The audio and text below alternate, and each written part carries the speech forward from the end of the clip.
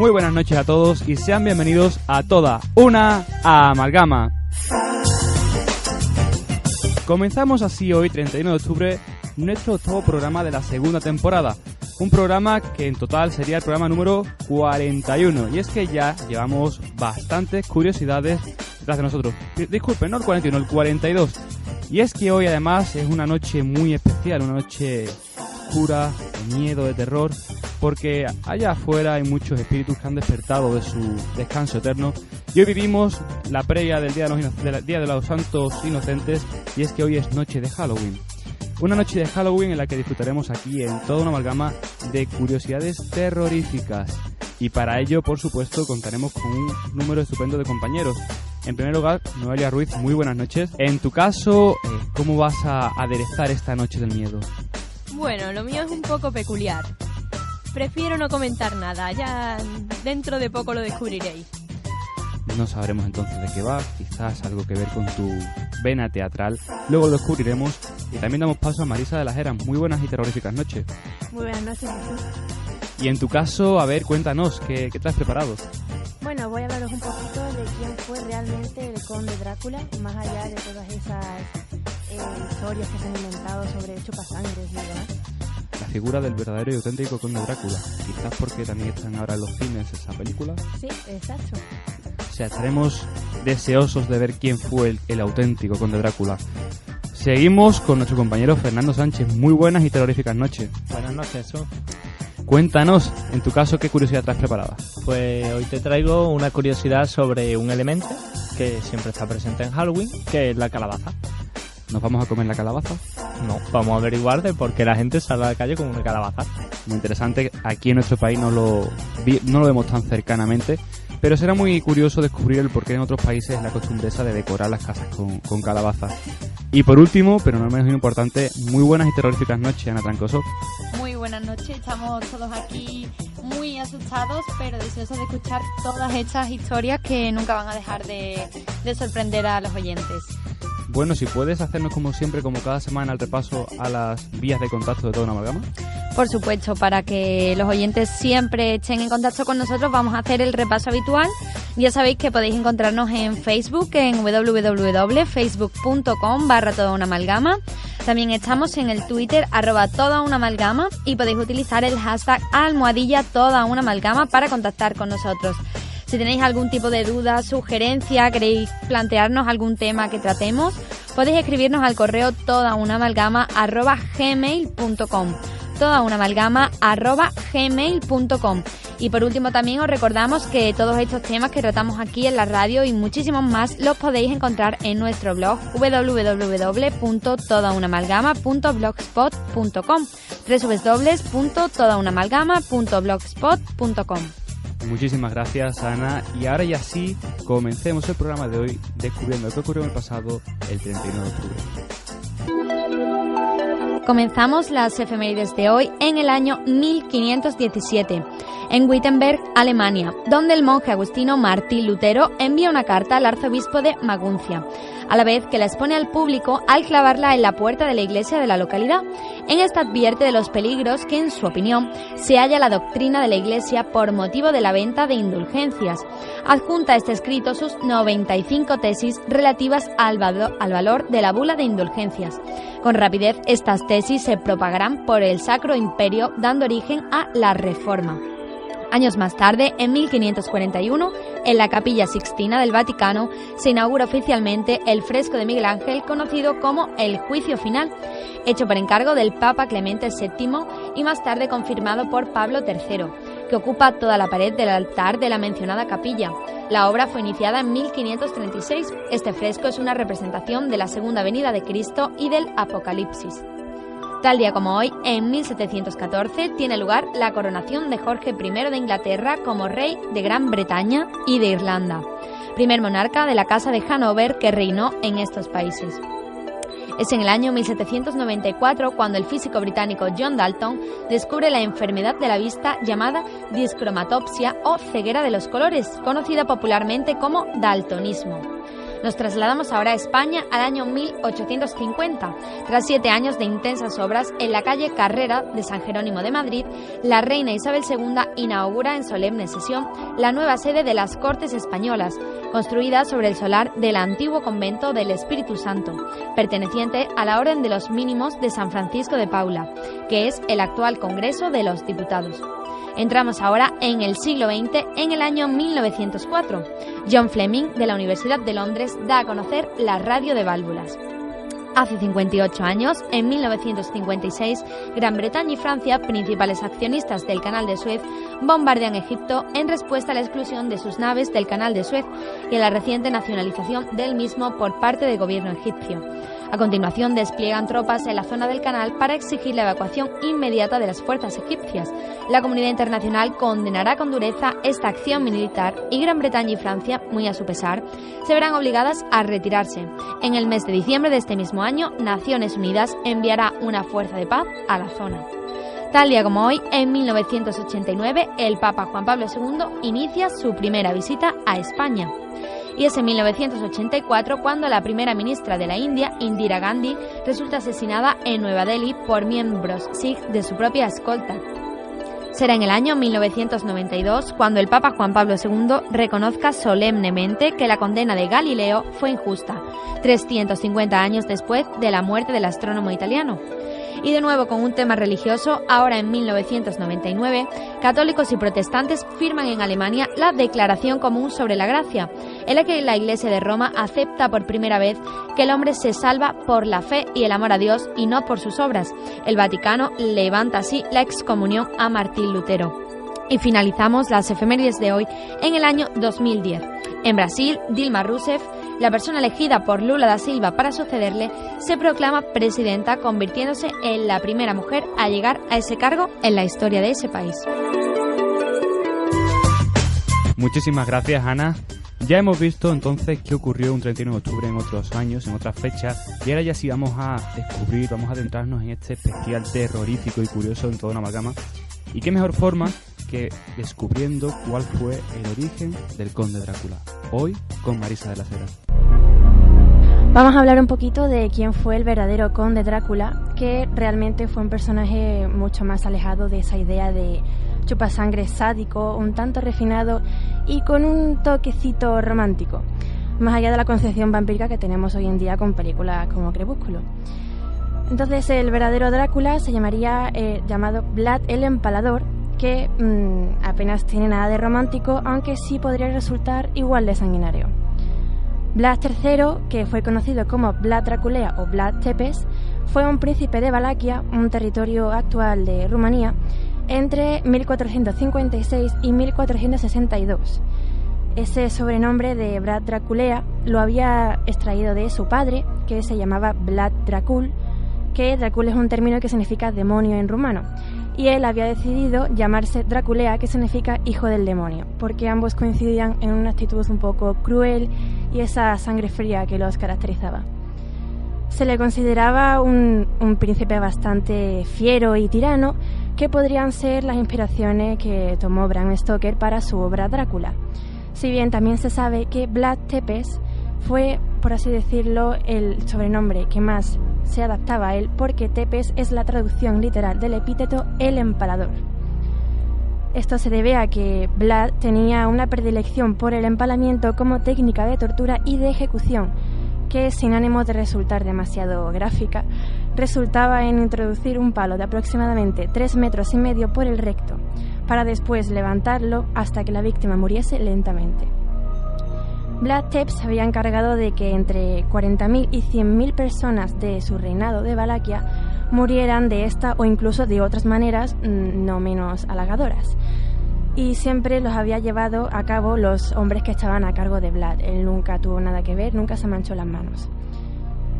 Vlad, mediante esta técnica, se dedicaba a condenar a todo tipo de enemigos, de traidores y delincuentes, especialmente los que se dedicaban a los robos, pues junto con las mentiras y con el adulterio eran los 3 crímenes que él más podría llegar a condenar. Y de hecho, él nunca se rebajaba a perdonar a alguien por su rango nobiliario, y incluso se da el caso de que cuan más alto fuera su rango, más duro era el castigo. También se decía que Vlad Tepes era capaz de disfrutar de estos castigos, asistiendo incluso a una serie de banquetes que organizaba delante de un bosque de empalamientos, como él lo denominaba. Y de hecho la leyenda dice que tomaba como refrigerio la sangre de sus víctimas. Probablemente de ahí se sacara ese mito del vampiro. Y uno de estos banquetes más, por así decirlo, más llamativos, sucedió el día de San Bartolomé en 1459, cuando Vlad Tepes se encargó de mandar empalar a la mayoría de los sajones de la ciudad de Brasov, en Transilvania. Ya nos va sonando un poco del Conde Drácula y de Transilvania. Estos sajones se habían rebelado contra él, por lo que él se encargó de, como ya hemos dicho, de empalarlos, como no, y organizó un festín en el centro del bosque de los empalados cuando aún seguían vivos, y se dedicó a invitar a parte de la nobleza de Valaquia. De hecho, hay una anécdota que cuenta que uno de los nobles de Valaquia se tapó la nariz para evitar el olor a vísceras y a sangre, y Vlad, que se dio cuenta de ello, decidió empalar a este noble, pero a una altura un poco mayor para que, por así decirlo, no oliera al resto de empalados.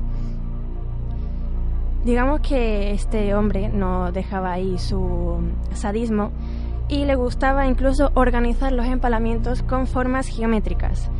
Y también era normal que los utilizara como una especie de estrategia defensiva, situándolos alrededor de las ciudades que él quería atacar. De hecho, una vez sucedió que cuando quisieron invadir Valaquia, el ejército turco prácticamente se aterrorizó al ver todo el bosque de empalados y, en vez de decidir atacar la ciudad, dio media vuelta y se marchó. Otros métodos de tortura, aparte del empalamiento, pues fueron a la amputación de extremidades, de nariz, de orejas, la extracción de ojos con ganchos, estrangulamientos, hoguera, castración, bueno, una lista innumerable de torturas que no puede quedar vacía para un señor que se ha identificado como el Conde Drácula, tanto miedo que nos da.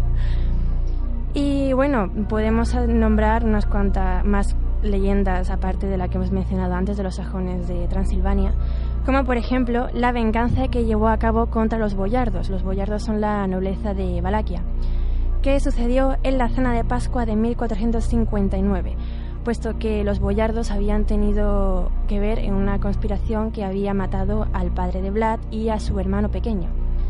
Entonces, en esta cena de Pascua, Vlad invitó a esta nobleza a su castillo y diciéndoles que fueran con sus mejores galas. Y una vez nada más terminó la cena, decidió, por un lado, empalar a los más viejos y, por otro lado, obligar a los jóvenes a caminar desde su castillo en la capital de Valaquia hasta otro castillo en la cercanía del río Arges. Evidentemente, muchos de estos nobles perecieron por el camino y los que sobrevivieron fueron obligados a construir un nuevo castillo durante meses.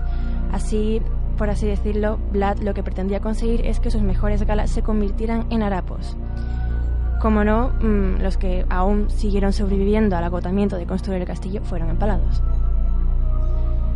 Otra leyenda en relación a este personaje habla de los emisarios del sultán de Constantinopla, que habían decidido a visitar el castillo de Vlad, probablemente para algún tipo de mensaje del sultán de Constantinopla, y estaban presentados ante él ataviados con las ropas tradicionales que incluyen un turbante.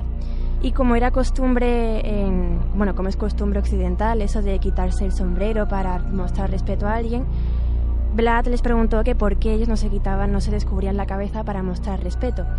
Evidentemente, ellos, su costumbre turca era mantenerse con el turbante, y Vlad lo consideró como una muy grave falta de respeto, por lo que procedió a clavarle los turbantes en sus cráneos para que nunca se los quitasen. Otra leyenda más habla sobre un comerciante que fue al castillo de Vlad para denunciar un robo de su bolsa de monedas de oro. Vlad le dijo que no habría problema para ello y que al día siguiente volviera y que volvería a recuperar sus monedas de oro. Entonces, como no, el comerciante volvió y al día siguiente se encontró al ladrón y a toda su familia empalados alrededor del castillo. Y como no, Vlad tenía esa bolsa de oro que le había prometido. Entonces el príncipe de Valaquia le había dicho que contara las monedas que había, Y este señor comerciante, sabiendo la fama que tenía Vlad, tuvo cuidado de decir que sobraba una moneda. Y literalmente se dice que Vlad le dijo: «Id con Dios, comerciante, tu honradez te ha salvado. Si hubieras intentado quedártela, habría ordenado que tu destino fuera el mismo que el de tus ladrones». Por lo que parece, a Vlad Tepes el asunto de la honradez y de no robar y demás se lo tomaba muy en serio, porque no fue la primera vez que hizo algo por el estilo con los ladrones. Y ya metiéndonos en los temas amorosos de Vlad, se dice que al tener un temperamento tan extraño, si se podría decir, siempre iba de mujer en mujer conforme le fueran soportando al pobre hombre. Pero hubo una de ellas que al parecer siempre estaba dispuesta a complacerlo. A lo mejor fue porque sí que sintió real amor por el príncipe, no se sabe cómo. Y pues un día que lo encontró bastante de mal humor y deprimido, aunque era algo común en este príncipe, decidió levantarle los ánimos inventándose una mentira sobre que estaba embarazada. Vlad, como no, que quería saber sobre el estado de ese niño y la mandó con las matronas, pero evidentemente la mentira fue descubierta y Vlad le dio un ataque de ira y decidió él mismo cortarle a la mujer desde los genitales hasta el pecho, gritando que quería ver el fruto de sus entrañas. Y ya por último, dos anécdotas en relación a dos monjes.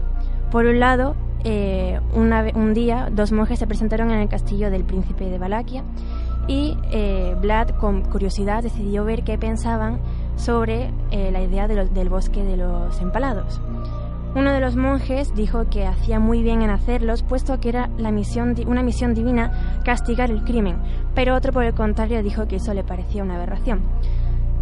Se dice que uno de ellos fue premiado y que otro fue castigado, como no, siendo empalado, pero no se sabe muy bien quién fue, aunque las versiones tradicionales rumana y rusa dicen que premió al monje honesto, el que dijo que le parecía una aberración, y que empaló al que lo había alabado, considerando que simplemente lo estaba haciendo por mantener las apariencias.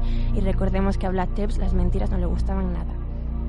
Y ya por último, hablando otra leyenda de otros dos monjes, Vlad Tepes fue a visitar un pequeño pueblo de Valaquia donde se encontró a dos monjes pidiendo limosna y les preguntó que por qué hacían pidiendo limosnas si acaso podían trabajar para la iglesia y vivir decentemente. Entonces los monjes dijeron que simplemente estaban probando si podrían llegar al reino de los cielos. Así que Vlad, no se sabe por qué exactamente, decidió que si tanto querían ver si podían llegar al reino de los cielos, tendría que matarlos empalados. Ya un poco en conclusión, podríamos decir que este hombre estaba un poco mal de la cabeza, sí es verdad que hay muchos historiadores que lo defienden diciendo que simplemente era un hombre adaptado a su época y que debía utilizar lo que es una política de terror extremo para mantener un poco a raya a todos los que querían conquistar el territorio de Valaquia, que era bastante codiciado al formar parte de lo que es el límite entre Europa y Asia, la ruta de la seda y demás. Por lo que, bueno, hay discrepancias al respecto de si fue verdaderamente un hombre que hizo lo que pudo políticamente o fue un degenerado mental. Hemos descubierto ya cuál es la auténtica historia del conde Drácula. Lo hemos visto narrado a través de algunos casos bastante interesantes, muy llamativos, demasiado tétricos quizás. Y pasamos ahora con Ana Trancoso y sus ¿sabías qué? ¿Sabías que el significado de Halloween es All Hallows Eve? Proviene del inglés antiguo y quiere decir de forma literal víspera de todos los santos. ¿Sabías que la sanjainofobia es un miedo irracional a Halloween? Y hablando ahora de Halloween con estas breves curiosidades, ¿por qué las calabazas se usan para aderezar las casas? Quizás algún sentido astronómico, no lo creo. Hoy con Fernando Sánchez descubrimos el porqué de esta historia. Buenas noches, Jesús. Terroríficas noches, radioyentes. Bueno, como ha comentado mi compañero, yo os traigo el porqué de las calabazas en Halloween. Y bueno, primero que lo de las calabazas no siempre ha sido así. Viene de una leyenda celta que nace en Irlanda. Bueno, pues esta leyenda celta nos habla sobre Jack, que es un irlandés tacaño, pendenciero, alcohólico, que le da todos los abusos, escoria. Total, que este hombre está en una taberna y se encuentra al diablo. Y se pone a hablar con él. Y dice, bueno, lo voy a engañar. Total, logra engañar al diablo diciéndole, te vendo mi alma a cambio de la última copa. El diablo acepta, se convierte en moneda y este hombre, que era más listo que el hambre, coge la moneda, se la mete en el monedero en la que casualmente tenía un crucifijo, de manera que atrapa al diablo. Y este no puede cambiar de forma, con lo cual queda a merced de sus deseos. Entonces Jack utiliza esta oportunidad para decirle que le deja salir solo si promete no reclamar su alma en un periodo de 10 años. El diablo tiene que aceptar y se va. Pasan 10 años y Jack y el diablo vuelven a encontrarse. Esta vez se encuentran en un campo. Claro, Jack otra vez piensa, ¿cómo voy a salir de esta situación? Consigue que el diablo suba a un árbol a por una manzana y en esto que el diablo está subido al árbol, talla un crucifijo, con lo cual el diablo no puede bajar. De nuevo lo tiene apresado, de nuevo el diablo tiene que someterse a sus deseos. Y esta vez va más allá y le exige que nunca reclame su alma. Total, el tiempo va pasando y al final Jack muere. Llega al cielo, pero claro, en el cielo, por su vida de excesos y de pecados, no lo quieren, con lo cual lo mandan al infierno. Pero en el infierno no pueden aceptar su alma.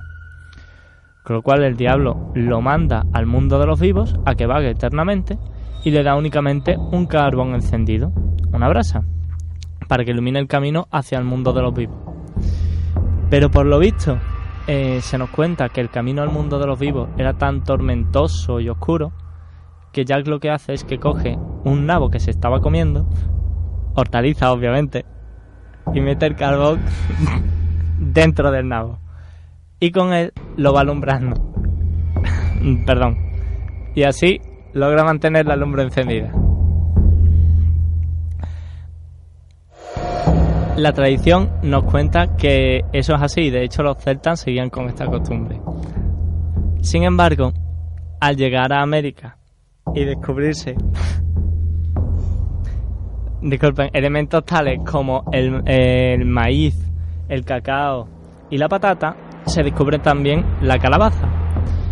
Y bueno, dándose cuenta que la calabaza tiene un tamaño mayor y es mucho más fácil de deshuesar, pues lo utilizan y lo incorporan a sus tradiciones. Esto es lo que se terminará conociendo como Jack-o'-lantern, y es lo que se pondrá en las casas para ahuyentar a los espíritus y guiar a los muertos en su periplo.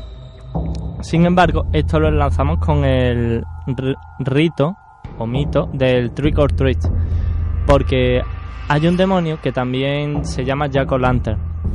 Este espíritu se encargaba de ir pasando casa por casa y decir truco o trato. Bueno, la leyenda nos dice que siempre hemos de decir que sí al trato, sea lo que sea, porque si decimos truco, este demonio maldice nuestra casa, que provoca enfermedades en todos los habitantes, muerte en el ganado, todo tipo de calamidades, e incluso se llega a decir que quemaba la propia casa. Menos mal que con el tiempo esta situación se ha vuelto un poco más amistosa y los niños únicamente utilizan las calabazas para recoger caramelos. Así que, queridos radioyentes, ya sabéis el porqué de un icono tan conocido en Halloween.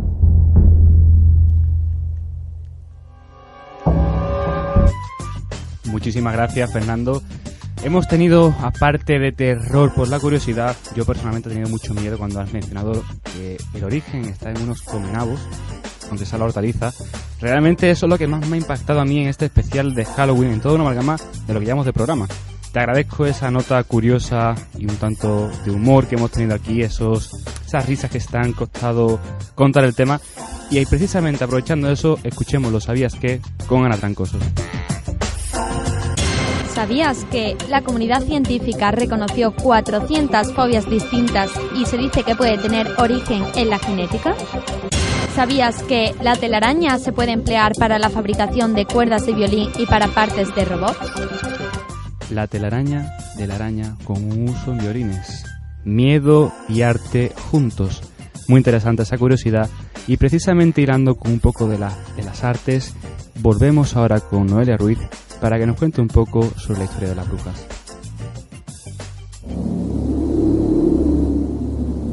Muy buenas noches, queridos oyentes. Y a ver, entre brujas y tal, quiero contarles una experiencia que me ocurrió anoche. Resulta que no podía dormir y las imágenes de sangre y fuego se acolpaban en mi cabeza. No podía despertarme. Fue tan horrible y tan feo. Estaba en mi cama, lista para dormir, cuando de repente sentí en la mejilla un beso de buenas noches. Era mi madre. Después entré en un sueño profundo, tan profundo como si estuviera flotando entre nubes, y mi cama era toda de espigas de trigo, que se amacaban por el viento, y sentía una sensación como de cosquillitas en mi espalda, en la punta de nariz, en el pelo. Era todo tan raro.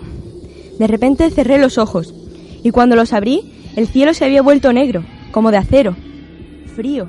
Sentía mucho frío en todo el cuerpo. De repente parecía como si me hubiese vuelto transparente. Alcanzaba a ver todas mis tripas, el intestino, el hígado, los pulmones que se me salían y truenos como cañones feroces que me rompían los tímpanos que chorreaban sangre por toda la almohada. De pronto, una mano helada me sujetaba por el brazo y tiraba hacia arriba de mí, provocándome un dolor tan agudo como si se tratara de la mecha de un taladro eléctrico. Y la mano sentía como me rompía. De pronto empecé a llorar. ¡Mamá! ¡Mamá! ¡Mamá! Gritaba por todos lados y ella no aparecía. La mano me llevaba muy lejos y cuando ya casi no podía ver nada más, alcancé a oír a mi madre, que ella también me llamaba. En penumbras veía solo sus manos que intentaban agarrarme, pero nada, no podían alcanzarme. Cada vez me alejaba más y más de mi cama, de mi madre y de mi casa. Y escuché mucho más fuertes las ametralladoras y las grandes explosiones que producen fuegos azules, naranjas, blancos, amarillos y tiros de fusiles y bombas. Y vi a mucha gente correr, mucha gente que corría sin saber dónde. Y yo gritaba, veía frentes manchadas de sangre, mechones de pelos, banderas de países extraños, cruces rojas, bombas, gritos y gritos cada vez mucho, mucho más fuertes. De repente sentí un sabor amargo en la lengua y me di cuenta de que era el gusto de la sangre que la gente derrama en la guerra. ¡Me quiero ir a casa!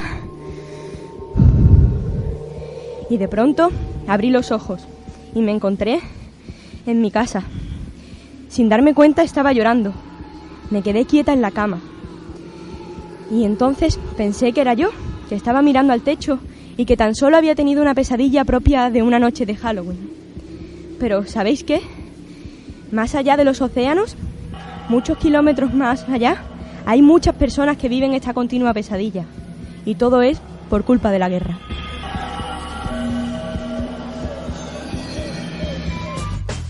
Fantástica interpretación de nuestra compañera Noelia Ruiz. Muy, muy, muy terrorífica esa breve historia, esa breve dramatización que nos ha hecho hoy aquí en Toda una Amalgama. Y bueno, no podría ser un programa especial si no tuviera también algunas noticias curiosas con Ana Troncoso. Para los que queráis ser originales esta noche con vuestros disfraces, os adelantamos que el que va a triunfar va a ser el del ébola.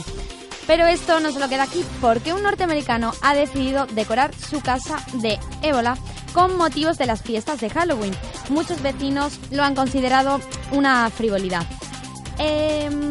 Pero parece que este año en Halloween y el ébola, como hemos visto, van a estar muy unidos. Este hombre de Dallas ha declarado su casa bajo cuarentena, decorándola como si estuviera infectada de ébola, como hemos dicho. Por lo visto, el hombre empezó a decorarla el pasado domingo y la decoración es una representación del primer caso de ébola que se detectó en Estados Unidos, concretamente el ciudadano Thomas Eric Duncan, que viajaba desde África Oriental.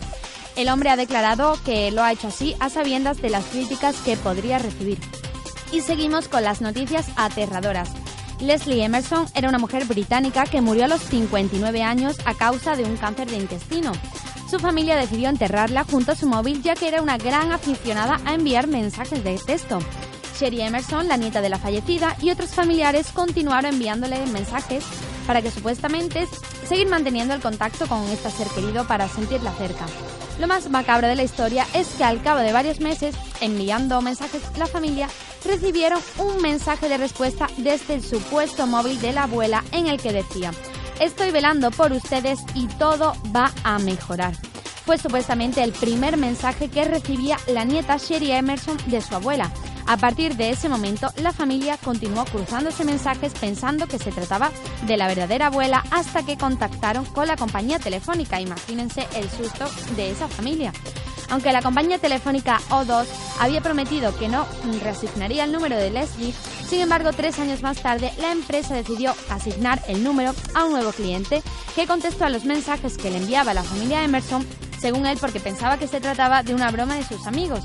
El nuevo propietario pidió disculpas al enterarse de que se trataba de una familia de verdad que pensaba estar hablando con su difunta abuela.